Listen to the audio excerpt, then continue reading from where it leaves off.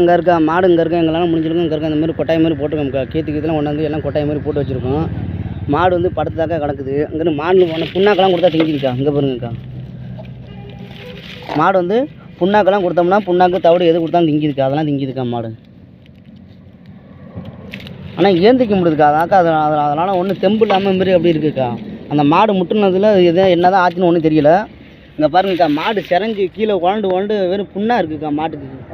இப்போ அந்த சைடு கிடந்துச்சு. இப்போ ரிட்டன் நானும் அந்த திருப்பி மாட்டை அங்கிட்டு போட்டுட்டு இங்கே இருக்கா. வெறும் மாடு வெறும் புண்ணாகவே இருக்குக்கா. ஏன்னா கீழே தரையில் உரசி புண்ணாக இருக்குது.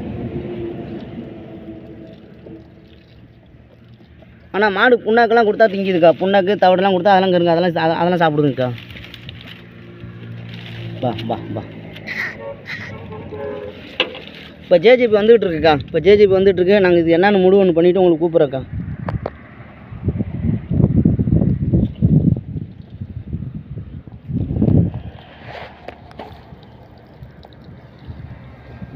கீத்து முள்ளாளி ஒன்று இந்த மாதிரி கொட்டாயத்தாக்கா போட்டு வச்சுருக்கோம்.